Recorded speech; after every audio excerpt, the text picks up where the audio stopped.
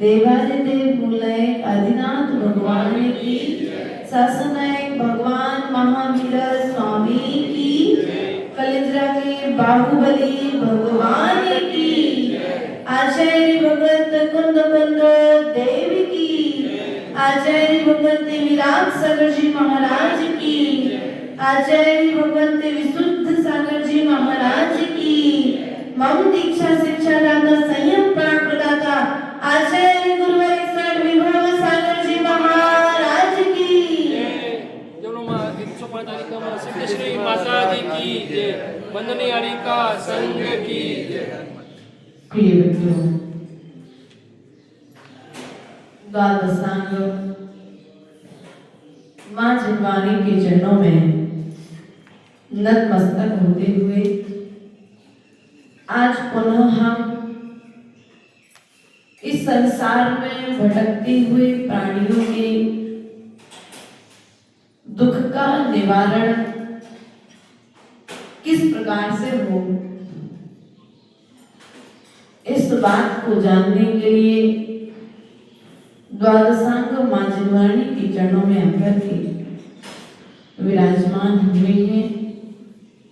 अपने चित्त को स्थिर करके पूर्ण मनोयोग के साथ में आज की देशना को हम सभी सुनने और समझने का प्रयास करेंगे।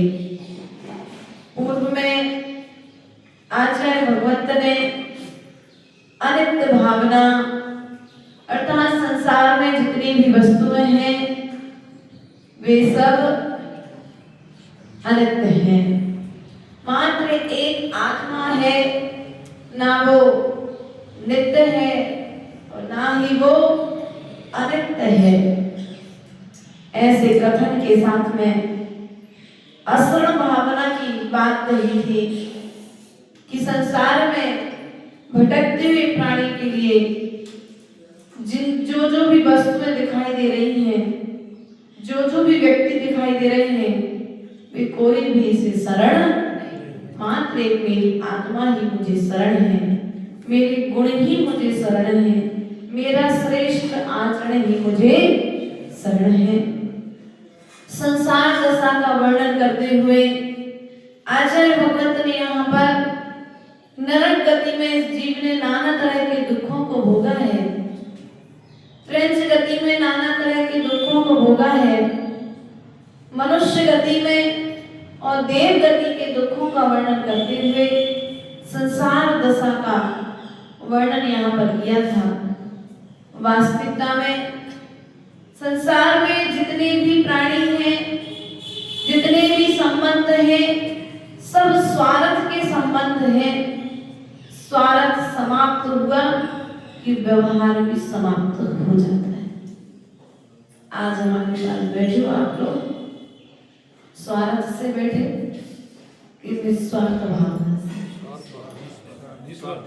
है? कहीं ना कहीं भीतर में तो स्वार्थ, भीतर में स्वार्थ तो कि जिनवाणी की बात सुनने मिलेगी तो कुछ तो परिणामों में परिवर्तन ये भीतर में ये जो तुम्हारा स्वार्थ है ये प्रशस्त है। तुम्हें कोई धन की चाह नहीं है हमारे पास आकर के, तुम्हें कोई दौलत की चाह नहीं है, कोई तुम्हें मकान और जमीन की चाह नहीं है, तुम्हें तो मात्र चाह है तुम्हारे आत्म कल्याण की, और ये आत्म कल्याण की चाह तुम्हारे लिए निश्चित ही संसार से छुड़ाने वाली है। ऐसे संसार के स्वार्थी प्राणियों के बीच में रहते हुए भी अर्थी पर चढ़ो, उसके पहले इन सबसे स्वार्थ छोड़ देना।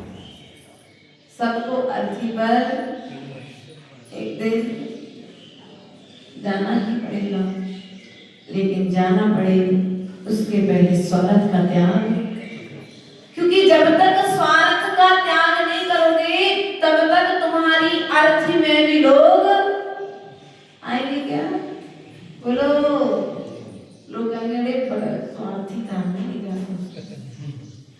अगर स्वार्थ से व्यवहार नहीं करोगे ना, स्वार्थ हर किसी के साथ स्वार्थ मत करना, क्योंकि स्वार्थी लोगों का लोग सम्मान नहीं करते, काम निकालते हो, फिर तुम जैसे दूसरे का यूज करते हो, तुम्हारा भी कोई दूसरा यूज करने लगे तो कैसा लगता है? इसलिए कभी भी किसी से अपना काम निकाल करके उससे व्यवहार खत्म। जब कभी उस व्यक्ति को तुम्हारी जरूरत पड़े तो तुम उसके लिए तत्पर खड़े रहना। भैया धन नहीं हो दुख मत करना, लेकिन तन और मन सदा समर्पित। यदि सामने वाले का व्यापार चौपट हो जाए, वो तुम्हारे दरवाजे पर आए तो दरवाजे का दरवाजा बंद मत करना, नहीं तो लोग क्या करते हैं, वो आ रहे हो अपने मांगने के लिए आ रहे, जल्दी से दरवाजा लगा। और तो और आजकल तो क्या, अगर कोई आ जाए और अपन को पता हो सामने वाले को नुकसान हो गया है तो क्या करते हैं, बेटा वो आएंगे तुम्हारे उनकी ऐसी घटना सुनी है तो मना कर देना कि मैं घर पर कहाँ अपन देंगे, उनकी कहाँ तक मदद करेंगे। भैया ध्यान रखना, बुरे के भी दिन पलटते हैं। राजा भी कभी रंग और रंग भी कभी राजा हो जाता है। सबका पुण्य का पलवा जब भारी होता है तो व्यक्ति का समय बदलने में समय, इसलिए संसार में जितनी भी वस्तुएं हैं, कोई भी वस्तु शाश्वत नहीं है। ये संसार दशा की व्यवस्था को समझ लेना। संसार में जितने भी प्राणी हैं, माँ को बेटे से, बेटे को माँ से, पिता को पुत्र से, पत्नी को पति से, पति को पत्नी से, एक दूसरे से किसी न किसी रूप में स्वार्थ। इसलिए अर्थी पर चढ़ने के पहले स्वार्थ का बोलो, वरना तुम्हारी अर्थी में भी कोई दाम में आएगा। अरे वो बड़ा स्वार्थी तो क्या, मुझे अगर किसी को कोई जरूरत पड़ जाए, कभी धन नहीं हो, चिंता मत करना, उससे तो कह दे भैया चिंता मत कर, मैं तेरे पास। क्या क्या बोलोगे भैया, क्या बोलोगे माताओं? तुम चिंता मत करो, मैं तुम्हारे साथ में हूँ। जिससे तुम ये बात कह रहे हो ना, उसको मालूम है कि तुम्हारे पास धन नहीं है, सो तुमसे धन मांगेगा नहीं, लेकिन यदि तुमने धैर्य से बधा दिया ना तो जीवन में उपकार बनेगा। कि भैया विपरीत परिस्थिति, भले उन्होंने धन से सहयोग नहीं दिया, लेकिन मन से मुझे बहुत सहारा। कभी किसी का मन मत टूटने देना, क्योंकि यदि व्यक्ति का तन टूट जाए तो चल जाएगा, लेकिन व्यक्ति ने एक बार यदि उसका मन टूट गया, मतलब अब वो गलत रास्ते पर है। इसलिए कभी भी मन से कभी भी किसी को कुछ भी बोलना पड़े तो सकारात्मक। क्या बोलो?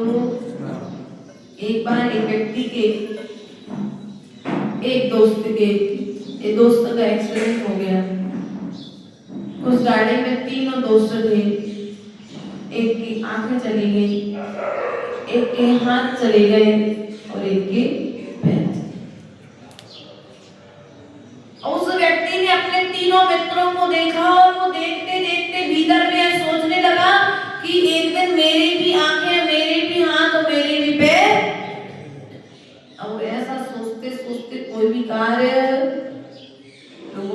भैया तुम्हें सब कुछ आता है, तुम करो, कार्य तो करो। नहीं मेरे हाथ पैर टूट जाएंगे, एक दिन मेरी भी आंखें चली जाएंगी, एक दिन मेरे भी हाथ चले जाएंगे। ऐसा विचार करने लगा और उसने अपना पूरा जीवन इसी सोच के साथ में, बोलो मैंने सोच लिया ना कि मैं हार जाऊंगा, मैं दीक्षा नहीं ले सकता हूँ, मैं मोक्ष मार्ग पर नहीं बढ़ सकता हूँ। अब जब तुमने ऐसा विचार कर ही लिया है तो बढ़ पाओगे क्या? उस व्यक्ति ने सोच लिया, बच्चे ने दौड़ने के पहले ही सोच लिया कि मैं रेस में हार जाऊंगा। तुमने पहले ही सोच लिया कि मैं व्रत नियम का निर्दोष पालन नहीं कर पाऊंगा, तो पालन कर पाओगे क्या? तुमने पहले से सोच करके रखा है ना, तो तुम्हारी सोच के अनुसार आचरण। अरे भैया उन तीर्थंकरों को तो देखो, उन व्यक्तियों का आचरण तो निहारो जिनके सिर पर सिगड़ी जलती रही, जिनके तन को स्यालनी खाती रही, और जब राजकुमार थे तो राई का दाना भी उनको चुभता था। पंचमुष्टि केस लॉन्च कर लिया, इसके बल पर बोलो अपने आत्मविश्वास के बल पर मैं ऐसा कर सकता हूँ और मैं ऐसा करके जाऊंगा। व्यक्ति को जुनून होना चाहिए, जिद और जुनून, लेकिन सम्यक कार्य की, भोग की नहीं, विषय भोगों की जिद और जुनून नहीं, सम्यक कार्यों की जिद और जुनून में आकर के यदि सम्यक कार्य करोगे, सम्यक क्रिया करोगे तो कर्म की निर्जरा होगी, और जिद और जुनून में आकर के पाप और विषय भोगों में लीन हो जाओगे तो फिर कर्म की निर्जरा होने वाली। इसलिए हमारी सोच निर्धारित करती है मेरा भविष्य वर्तमान में क्या होने वाला है। प्रिय बंधुओं, उसके पश्चात में एकत्व भावना हमने पूर्व पढ़ी थी। आप अकेला अवतरे मरे अकेला होए, यूं कहूँ इस जीव को साथी सरवाना। जहाँ देह अपनी नहीं तहाँ न अपना कोई, घर संपत्ति पर पर है परिजन। जिपे चांद चादर बड़ी हार पीला देह, भीतर आसम जगत में और नहीं है। इस शरीर से ज्यादा घिनौना कुछ है क्या? इस शरीर, इस मनुष्य के लिए संसार में कोई भी शरण नहीं है। एक समय की बात है, एक राजा के लिए रोग हो गया, शरीर में ताप बढ़ गया। वैद्य को बुलाया गया। वैद्य ने कहा कि राजा को चंदन घिस करके लगाओ, चंदन सूखना नहीं चाहिए, इतना चंदन लगाओ कि वो चंदन गीला बना रहे, और पानी नहीं डालना है, चंदन के ऊपर में चंदन ही। दासियों को बुलाया गया, चलो ये कार्य चंदन घिस घिस करके। तो राजा की रानी बोली ये कार्य दासी और दास क्यों करेंगे, ये तो मेरी पति की सेवा है, हम स्वयं इस चंदन को अपने हाथों से रानियों ने वहीं पर दूसरे पक्ष में जाकर के चंदन घिसना प्रारंभ किया, और जैसे ही चंदन घिसना प्रारंभ किया तो चंदन घिसते समय उनके चूड़ियों की आवाज आ रही थी। उनकी चूड़ियों की आवाज सुनकर के राजा को बहुत कष्ट हो रहा था। राजा ने कहा कि यह आवाज बंद करो। तब सेवक ने जाकर के रानियों से कहा कि चंदन तो चाहिए है, लेकिन चंदन के निमित्त से जो चूड़ियों की आवाज हो रही है, चूड़ी की आवाज राजा साहब सहन नहीं कर पा रहे हैं। रानी ने कहा ठीक है, चिंता मत करो, मैं अभी इस ध्वनि का निवारण कर देती हूँ। रानियों ने अपनी समस्त चूड़ियां उतार करके हाथों में एक एक चूड़िया। राजा को शांति महसूस हुई। राजा ने कहा मेरे उपचार के लिए चंदन घिसना बंद हो गया क्या? सेवक ने कहा नहीं भगवान, आपके उपचार के लिए चंदन घिसा जा रहा है और आपकी देह पर चंदन लगाया जा रहा है। तो फिर उन्होंने फिर पूछा, तो फिर आवाज जो शोर हो रही थी वो शोर बंद हो गई कैसे? तब सेवक ने कहा कि जो शोर हो रहा था चूड़ियों के नृत्य से हो रहा था। रानियों ने अपने हाथों से उन कंगनों को, चूड़ियों को उतार करके एक एक चूड़ी को अपने हाथ में धारण कर लिया है, इसलिए शोर होना। अब राजा के मन में एकत्र भावना पड़ी, जन्मे या मरे, अकेला चेतन, सुख दुख का। जब इन चूड़ियों की आवाज से मुझे इतनी कष्ट हो रहा था और जब एक चूड़ी रही तो आवाज आना, मैं भी इसी तरह संसार में भी अकेला आया था, मुझे अकेले ही जाना है। अब मैं दीक्षा, उसने भेद विज्ञान कर लिया वहीं पर लेटे लेटे, और उसमें अपने आत्मा का चिंतन करते करते जब तक मैं इन संसारिक प्राणियों के बीच में रहूंगा तब तक मुझे भीतर में शांति मिलने वाली, भीतर का शोर बंद होने वाला, विषय कसाय रूपी चोर आकर के अशांति मचाते रहेंगे। अब मुझे यदि मेरा यह दाह रोग ठीक हो गया तो सुबह होते ही मैं जाकर के दीक्षा। राजा ने ऐसा नियम दे दिया। पूरी रात रानियों ने चंदन घिस घिस करके राजा को दिया और राजा 4 होते ही जैसे ही प्रातः कालीन वेला में स्वस्थ हुआ और स्वस्थ होते ही राजा ने वन में जाकर के मुनिराज के चरणों में जैनेश्वरी दीक्षा।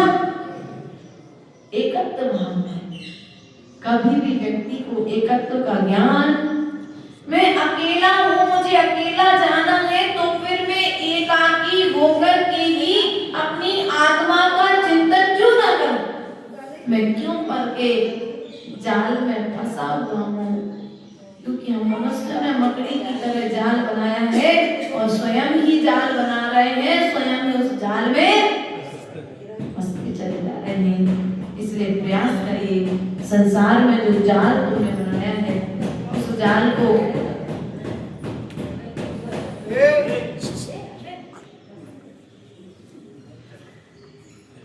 स्वयं ही काटने का प्रयास करो। जो बनाया तुमने है और काटना भी,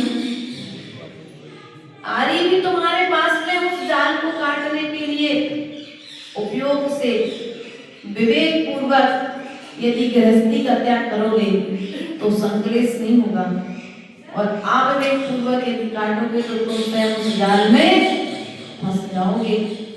अब इसी क्रम को आगे बढ़ाते हुए आज आचार्य भगवंत अन्यत्र भावना का चिंतन करते हुए कहते हैं, मोहि रूप मृग तृष्णा जग में मिथ्या जग चमके, मृग चेतन फिर भ्रम में उठ उठ दौड़े थक थक के, जल नहीं पावे प्राण गवावे भटक भटक मरता, वस्तु बड़ाई माने अपनी भेद नहीं करता, तू चेतन अचेतन यह जड़ तू ज्ञानी, मिले अनादि यतन ते बिछड़े ज्यों बह पानी, रूप तुम्हारा सब सो न्यारा भेद ज्ञान करना, जो लो पौरुष थके न तौलो उद्यम सो चलना, मोह रूप मृग तृष्णा जग में मिथ्या जल चमके। मोह से सहित होकर के व्यक्ति मिथ्यात्व के उदय में पाप को निकालना चाहता है, क्योंकि आचार्य गुरुवर ने कहा है जितना अधिक पाप कर्म का बंध व्यक्ति मोह और मिथ्यात्व के उदय में करता है, इतना अधिक पाप कर्म का उदय ज्ञान दर्शन और चारित्र के उदय में नहीं करता है। मोह का उदय रहेगा तो जीवन में चारित्र कभी आने वाला नहीं। अर्थात मोह सभी कर्मों का बंध कराता है। मोहिनी कर्म इतना पावरफुल है। गोत्र कर्म का बंध, आयु कर्म का बंध, अंतराय कर्म का बंध कौन कराएगा? मोहिनी। मोहिनी कर्म आकर के कह देगा, अरे ये अपना बेटा थोड़ी ना है, ये तो देवरानी का है। अपना बेटा आएगा तब दूध में से मलाई निकाल कर देगी। देवरानी का है तो मलाई चम्मच से एक तरफ करी और दूध भर करके गलत तो नहीं कहा? क्यों रीटा? कभी अपना बच्चा आएगा तो लड्डू देंगे और देवरानी का बच्चा आया तो बोलो बेटा अभी नींद आ रही है, तू अपनी मम्मी से मांग ले ना, मेरे को ही परेशान क्यों करता है, तेरी भी तो माँ है। यही करते ना, क्यों? मोह है, अपने से मोह है।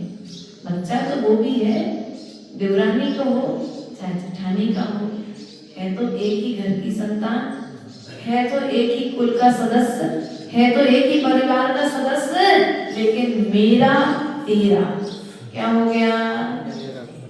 बोलो ये मेरा है और ये मेरा तेरा करते करते श्वास है समाप्त। हाथ में कुछ ना तेरा बेटा साथ में जाता है ना मेरा बेटा साथ में जाता है। इन दोनों के साथ जो तुमने भेदभाव किया है पर भेदभाव से बना हुआ कर्म तुम्हारे साथ में, इसलिए कभी भी भेदभाव नहीं करना। तुम्हारे साथ में मोह रूप मृग तृष्णा जग में क्या है? मोह रूप मृग तृष्णा जग में मिथ्या जल चमके। अर्थात जिस प्रकार से मृग मृच्छिका देखी आप लोगों ने, रास्ता देखा?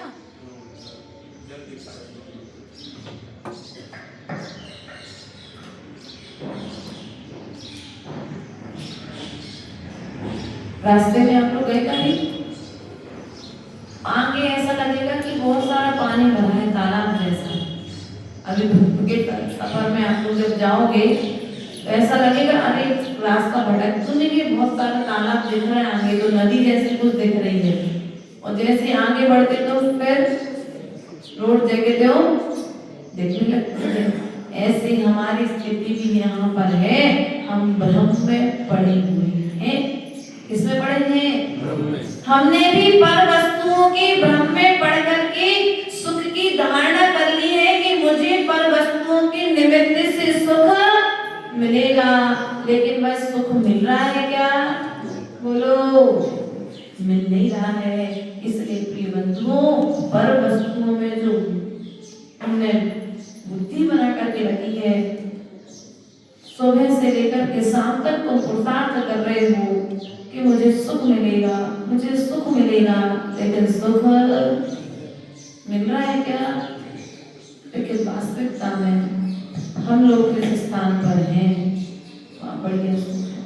कलिजरा में नहीं, मोक्ष मार्ग। जिस स्थान में हम हैं उस स्थान में हम बड़े खुश हैं। जिस पद पर हैं उस पद पर हम बड़े खुश हैं। ना आने का लेना और ना रुपए का। तो तुम्हारे पास क्या है? तुम्हें सोना पहनने मिल गया, सुख मिल गया। एक राजा के दो पुत्र, एक पुत्र और एक पुत्री, दो संतानें। बेटे ने कहा पिताजी मुझे हाथ चाहिए, बेटी ने कहा पिताजी मुझे कलश चाहिए।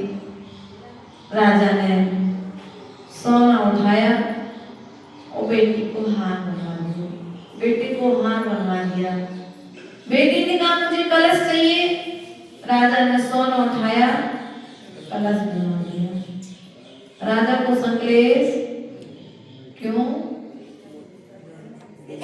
सोना चाहे सोने रूप में हो, चाहे मुकुट रूप में, हार रूप में हो, चाहे कलश रूप में हो, राजा का सोना, बोलो राजा का सोना राजा के घर में ही, राजा के परिवार में ही है। लेकिन हमारी बुद्धि क्या होती है? सोना तो सोना ही रहा ना, लेकिन सोने के चक्कर में हमारे परिणाम, बोलो चाहे बेटे के हाथ में जाए चाहे बेटी के हाथ में जाए, सोना हमेशा सोना ही रहेगा। उसी तरह से हम संसारिक प्राणियों के बीच में, विषय कसायों के बीच में कितना भी रहे, आत्मा सदा आत्मा ही रहेगी। आत्मा कभी शरीर होने वाली, सोने को चाहे नाली में फेंक दो, चाहे तुम नदी में फेंक दो, सोना हमेशा, नाली से निकलने के बाद भी सोने की कीमत, सोना लोहे के भाव में तो नहीं बेचते थे, सोने को सोने के भाव में ही बेचते हो। उसी प्रकार से यह जीव चाहे मनुष्य बनकर के रहे, चाहे त्रेच गति में रहे, चाहे नरक गति में रहे, चाहे स्वर्ग का देव बनकर के रहे, लेकिन जब एक दिन मुनि बनेगा तो मोक्ष जाने की पात्रता, पुरुषार्थ, सोना जब तक 16 तावों पर तपता नहीं है तब तक शुद्ध, बोलो उसी प्रकार से जीव वही है जो चींटी में था, जो मक्खी में था, जो मच्छर में था, जो गाय में था, जो भैंस में था, जो बैल में था, जो सुअर में है, जो श्वान में है, जीव वही है, बस बदली कौन है? क्या पर्याय बदली है? ये कपड़ा चीड़ होगा तो तुम्हें बदलना, बोलो बदलना पड़ेगा। और कपड़ा चीड़ हो उसके पहले नया कपड़ा घर पर ले आना, बदला नए कपड़े का दाम, ये कपड़ा चीड़ हो उसके पहले नए कपड़े का दाम चुका देना, वरना फिर स्थिति, क्योंकि दूसरे जोड़ी कपड़े घर पे तो 100 जोड़ी रखे होंगे, लेकिन यहाँ पर एक समय में एक ही कपड़ा मिलता है, 4 गतियों वाला। अरे मनुष्य गति का चोला पहना है, ये तन नाश होगा, तुम्हें कोई ना कोई तन में कोई ना कोई पर्याय को धारण करना ये निश्चित है। चाहे तुम देव गति का तन धारण करो, चाहे तुम नरक गति का तन धारण करो, चाहे तुम त्रियंच गति का तन धारण करो, चाहे निगोदिया जीव के तन को तुम धारण करो, लेकिन तुम्हें एक न एक तन को तो धारण, जब तन को धारण करना है तो निश्चित कर लो तुम्हें कौन सा कपड़ा पहनना है, महंगा वाला, सस्ता वाला। अगर महंगा वाला कपड़ा खरीदोगे तो थोड़े ज्यादा समय तक चलेगा, और सस्ता वाला कपड़ा खरीदोगे तो थोड़े कम समय तक चलेगा। इसलिए हम तो कहेंगे इतना दाम कमा लो इस मनुष्य पर्याय में आकर के, इतना दाम कमा लो कि तुम महंगे कपड़े का दाम एक बार चुका दो, फिर तुम्हें इतना दाम चुका दो कि 6वें काल में तुम्हें जन्म ना लो, इतना दाम चुका कहाँ रहोगे? तो फिर 6वें काल में, पंचम काल में पुरुषार्थ करो तो स्वर्ग के देव बनकर के रहना। 6वें काल में किसी भी जीव को जन्म ना लेना पड़े, क्योंकि 6वें काल की स्थिति बहुत खराब है। मनुष्य जन्म लेगा और जन्म लेकर के वहां पर भूख प्यास की वेदना के कारण अपने ही गर्भ से जन्मी हुई संतान को पिता मानकर खाएंगे।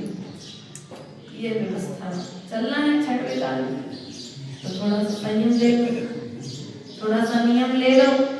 जब ऊंची क्वालिटी का कपड़ा पहनना है तो ऊंचे पैसे भी, और ऊंचे पैसे तुम्हारे दुकान के नोट नहीं लगेंगे ना, क्या ऊंचा कपड़ा पहनने के लिए दुकान के नोट लगने वाले, तो कौन से नोट लगेंगे?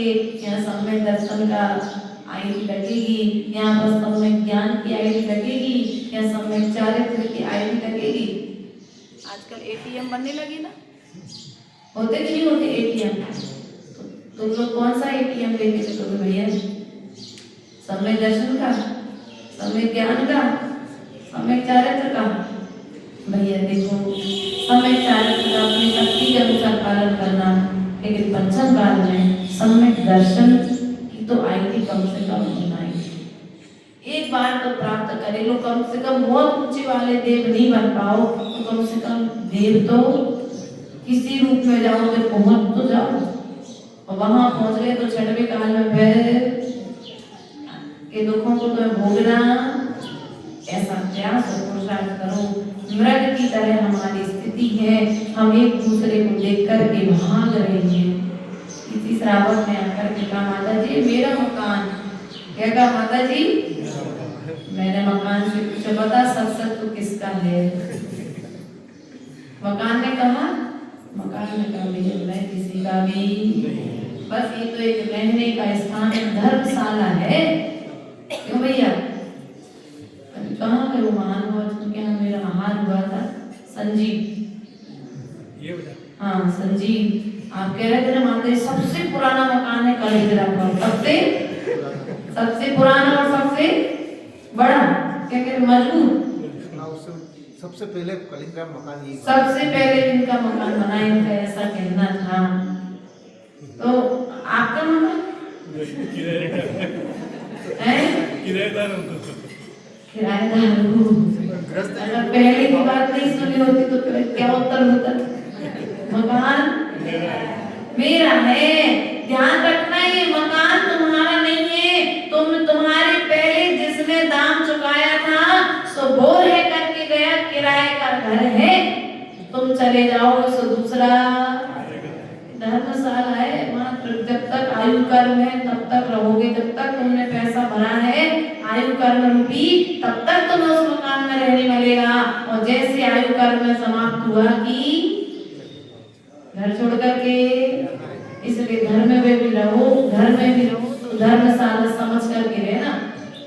क्या धर्मशाला में रह रहे हो, एक दिन ये घर भी तुम्हें छोड़ करके जाना, उस पुद्गल के चूने मिट्टी के मकान से भी राग, क्योंकि सबको छोड़ करके जाना है। तुम्हारे दादा भी गए थे, पापा भी गए, पापा के पापा भी गए, पीढ़ी दर पीढ़ियां लगभग 70 साल हो गए उस मकान को। 70 साल में 4 पीढ़ियां तो 3 पीढ़ियां तो लगभग 3 पीढ़ियां चली गई और 2 पीढ़ियां भी रह रही हैं, वो भी जाएगी। उसके बाद अगली, बस जैसे धर्मशाला से खर्ची पहुंचते हो, किराए का कमरा लेते हो, पैसे भरते हो और अपने से खर्ची की यात्रा पूरी हुई, कमरा खाली करके बस इतनी मान्यता बना करके रखना, तो संसार में रहते हुए भी कर्म का बंधन नहीं करोगे। जन नहीं पावे प्राण गवावे, भटक भटक मरदा, वस्तु पराई माने अपनी, भेद नहीं करता। पराई वस्तु में भेद करके रखना, ये वस्तु मेरी नहीं है, इसे मुझे छोड़ करके रख जाना है। तू चेतन है, वो देह है चेतन, क्या है देह है चेतन है, तू चेतन है, यह जड़ रूप है, मेरे अनादि यतन ते विचने जे पॉइंट अरु पानी पाया था। लो पानी, दूध देखा आप लोगों ने, दूध और पानी मिले देखे, मिलाए लोग तो मिलाते हैं, ग्वाले से पूछते दूध मिला के तो दूध में पानी मिला के तो नहीं लाए, और खुद बड़ी आराम से 1 गिलास आधा गिलास पानी खुद मिलावट करते हैं। ऐसे जैसे दूध और पानी मिले जुले हैं, लेकिन फिर भी भीतर में विश्वास है ना कि दूध और पानी भिन्न भिन्न है, उसी तरह से आत्मा और शरीर भी, बोलो आत्मा और शरीर भी अलग अलग है। रूप तुम्हारा सबसो न्यारा, भेद ज्ञान करना, जोनो और सके न तोलो, उद्यम सो चलना। तुम्हारी आत्मा जो है यह सबसे सुंदर है, इस आत्मा के चिंतन में निरंतर लगे रहो, भेद विज्ञान करना चाहिए। जो लोग और जब तक थको नहीं तब तक पुरुषार्थ उद्यम अर्थात पुरुषार्थ करते रहो, तभी जाकर के कार्य की सिद्धि होगी। बोले भगवान महावीर स्वामी की निर्वाणी के ज्ञान से सूझे लोकालो तो वाणी मस्तक नमो सदा देव लो निर्वाणी भारती तो जब